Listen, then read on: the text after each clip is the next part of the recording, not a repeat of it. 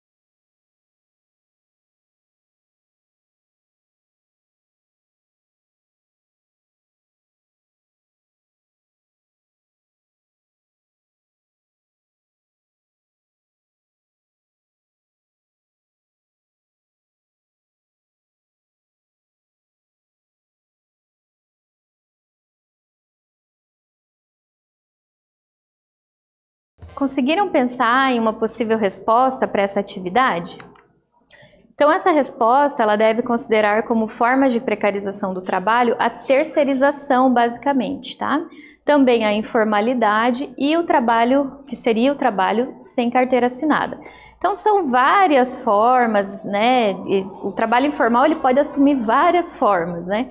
Tais como os bicos, né? Que é um apelido que as pessoas dão para esse trabalho que se faz sem registro, esporádico.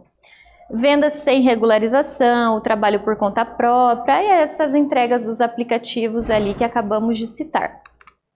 Bom, aqui nós temos características do trabalho no Brasil. Então, a gente pode destacar essa desregulamentação de leis de proteção ao trabalhador, também a terceirização, que se fundamenta no princípio da empresa enxuta. Então, qual é a ideia? Quanto mais tecnologia suficiente para suprir a demanda do trabalho e menos trabalhador, melhor é para essa economia neoliberal, tá? Veja, para uma economia neoliberal, não necessariamente para o trabalhador. Então, por meio da terceirização, as empresas transferem a outras empresas a responsabilidade de partes da produção que não consideram tão estratégicas. Então, muitos funcionários que são terceirizados, eles são considerados como menos importantes ali dentro do processo produtivo daquela empresa.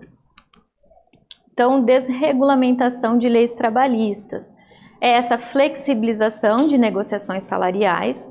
2016, reforma trabalhista, abre caminhos para que as pessoas negociem com os seus empregadores cláusulas no contrato de trabalho, mas nós sabemos que um trabalhador ele tem pouca margem de negociação quando ele está pleiteando o emprego, porque muitas vezes ele está fora do mercado de trabalho há muito tempo e ele precisa muito daquele emprego.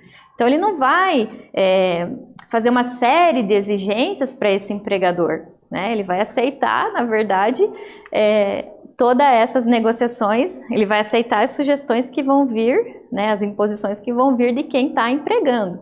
Então, esse já seria um ponto, né, para a gente pensar na reforma trabalhista aqui no Brasil, né. E também isso favoreceu a subcontratação, que é muito presente em empresas terceirizadas. Então, esses direitos trabalhistas foram drasticamente reduzidos. Degradação de condições de trabalho e intensificação de problemas também de saúde no trabalho. Então, existem várias estatísticas que mostram que o trabalhador terceirizado sofre mais acidentes, tem mais problemas, né, de saúde que se desenvolvem devido à sua atividade laboral. Então, também é um ponto que deve ser considerado, tá? Então, de acordo com dados da Previdência Oficial, entre 2014 e 2018 foi registrado no Brasil 1,8 milhão de afastamentos por acidente de trabalho e 6,2 mil óbitos. Então, veja, é muito expressivo, esses números são muito expressivos. Então, eles mostram o quanto que a saúde e até mesmo a vida do trabalhador está sendo colocada em risco, afetada, tá? Então, aqui a gente tem uma charge, ó. Ritmo alucinante, imagina, pega seu braço e produza. Então, essa intensificação do trabalho se sobrepondo até mesmo à saúde, às condições, né, físicas do trabalhador. Então, essa superexploração do trabalho ela vai ocorrer por uma extensão também de jornada de trabalho, aceleração no ritmo de produção, imposição de metas e acúmulo de funções. Isso também ajuda as pessoas a adoecerem, essa pressão que está sobre elas, né? E o trabalho no Brasil, ele também diz respeito às taxas de desemprego. Então, a gente não pode esquecer que o nosso país tem milhões de pessoas desempregadas e que as estatísticas mostram pessoas que procuraram trabalho nos últimos meses entram na estatística como desempregados. E pessoas que não estão mais procurando trabalho, que estão há muito tempo fora do mercado e desanimaram, o IBGE coloca essas pessoas como desalentadas, tá? Então, desalentadas, desanimadas de procurar trabalho. Somando os dois, essas duas taxas, o Brasil hoje possui cerca de 29,7%, ou seja, 30%, né, de força de trabalho que está fora do mercado. Então, aqui a segunda atividade. Caiu no Enem, né? Vamos ler aqui o enunciado. Uma dimensão da flexibilização do tempo de trabalho é a sutileza cada vez maior de fronteiras que separam tempo de trabalho e de não trabalho. Os mecanismos de comunicação permitem que no horário de descanso os trabalhadores permaneçam ligados à empresa. Então, mesmo não exercendo diretamente atividades profissionais, o trabalhador ele fica à disposição da empresa, né, como se estivesse de plantão, para o caso da empresa ligar lá para o seu celular ou mandar uma mensagem no aplicativo. A remuneração para esse estado de alerta, ela muitas vezes é irrisória, né, ou inexistente. Então, qual seria o fenômeno apontado pelo texto? Explique, então, tudo isso relacionando com a precarização no mundo do trabalho.